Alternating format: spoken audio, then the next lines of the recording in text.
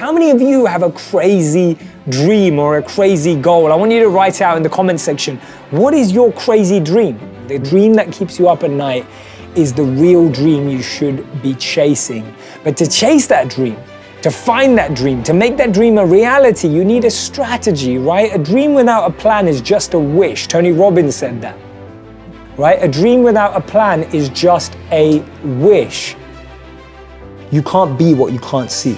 If I never saw a monk, I would never have wanted to be a monk. If I never meet a billionaire, I wouldn't want to be one. Because I wouldn't know what that feels like. I don't know what it looks like. I don't know what it takes. What am I good at? What do I love? What does the world need? And how do I get paid for it? To me, those four help you unlock your passion.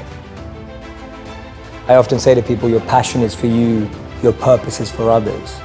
Your passion makes you happy, but when you use your passion to make a difference in someone else's life, that's a service, that's a purpose. My goal has never been financially or materially oriented. I see that stuff as a byproduct of doing what you love. I genuinely believe that. It's always been that way around for me. My focus is to create entertainment that truly has educational value, but without us always knowing it. I think we all learn best when we don't know that we're learning. If we're all pushed into a classroom and told we have a class, we're all not listening. Start at a place where you have self-awareness, self-actualization, you have figured out what works for you, what your strengths are. So I think it starts even at a physical level.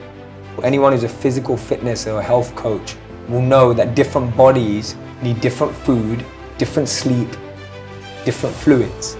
We don't all need the same thing. Me and you with different body types can't do the same workout. Our bodies have different tolerances in different things. That's self-awareness at the physical level. We know our limits, we know what we can do, we know what we can't do, we know what our challenge is. On a mental level, what's self-awareness? Knowing what type of people I like to be with. Knowing who helps me grow and who drains me. That's mental self-awareness. I believe that the answers come from within and we're not asking the right questions. I feel we're always looking for the right answers, not the right questions. And the biggest companies that we respect today, the biggest organizations, all came from trying to answer a question. It all came from trying to solve a problem or a question that we were able to identify.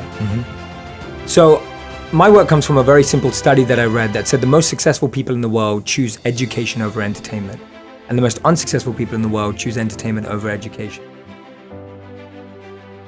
I know people who graduated at 21 and didn't get a job till they were 27. I know people who graduated late at 25 and they found work immediately. I know people who never went to university but found what they love at 18. I know people who found a job straight out of college, making decent money, but hate what they do. I know people who took gap years and found their purpose. I know people who were so sure about what they were going to do at 16 and changed their mind at 26. I know people who have children but are single.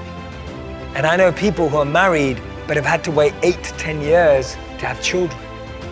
I know people in relationships who love someone else. I know people who love each other but aren't together. So my point is, everything in life happens according to our time, our clock. You may look at some of your friends and think that they're ahead of you, or maybe some of them you feel are behind. But everything happens at their own pace. They have their own time and clock, and so do you. Be patient.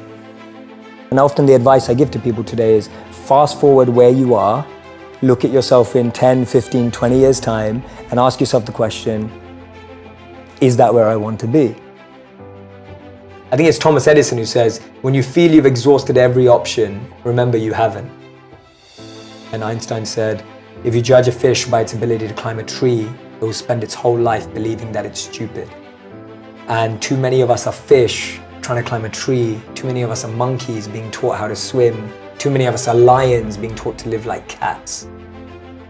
We're not getting to live in our element. Live in that element that you've naturally been given. Don't try adopt another. You know, we've all got a special genius inside of us.